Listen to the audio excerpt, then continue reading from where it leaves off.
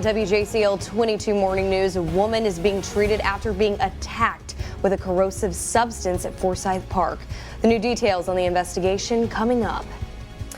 And a suspect searched on the city's south side after a domestic violence incident. Why Savannah Chatham Public Schools were placed on lockdown as a precaution. Plus, the Justice Department is taking legal action against Fulton County. Why they are seeking records regarding the 2020 election.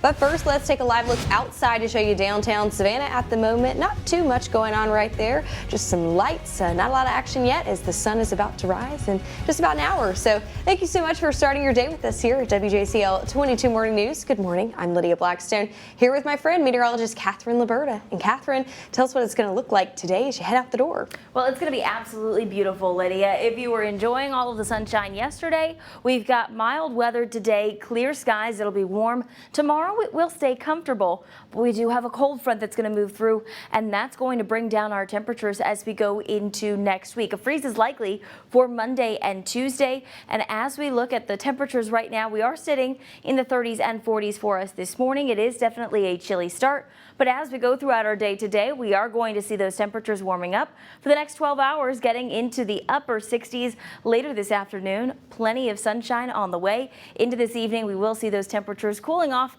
and clear skies are in the forecast. I'll detail your weekend forecast and show you what to expect next week with these cold temperatures.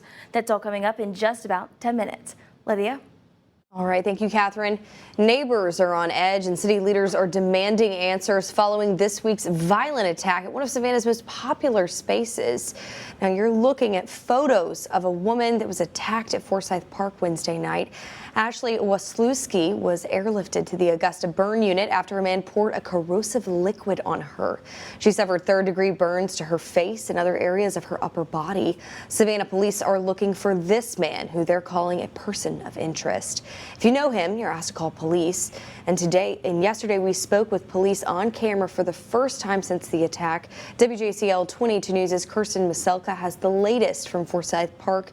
And we just want to warn you, some of the images you're about to see are graphic.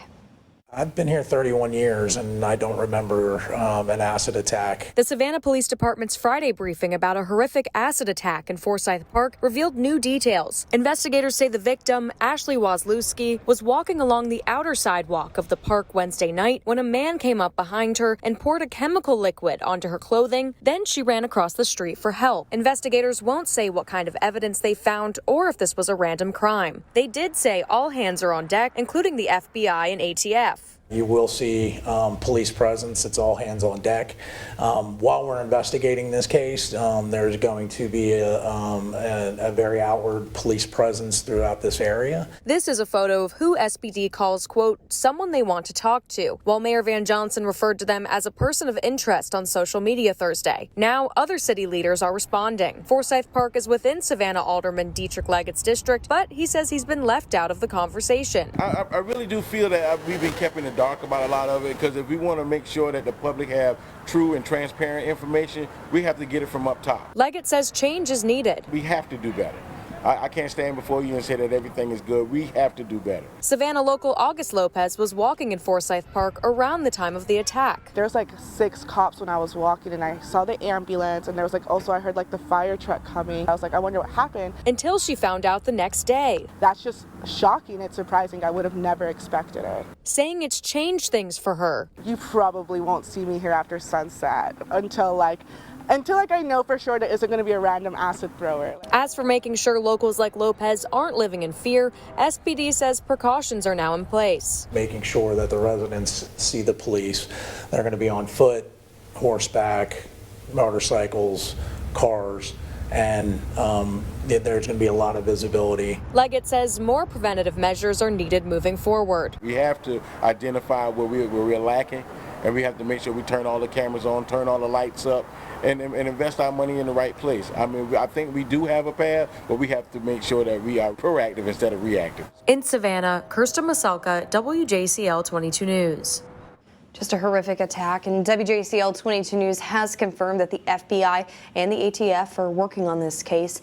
The ATF has a special lab in Atlanta to help identify exactly what the chemical was used in this attack, whether it was homemade chemical or possibly something bought in a store. This is a developing story. Stick with WJCL both on air and online for all the latest updates. Savannah police are releasing the name of a suspect they're looking for in connection with what's now being called a domestic violence incident on the city's south side. This is who police are looking for, Malik Van Hessen Davis. Davis is described as armed and dangerous. If you see him, you're asked to contact the police and do not approach him. Crews believe Davis was barricaded inside of a home on Tibet Avenue. The scene was cleared just after 5. Police saying the suspect wasn't there.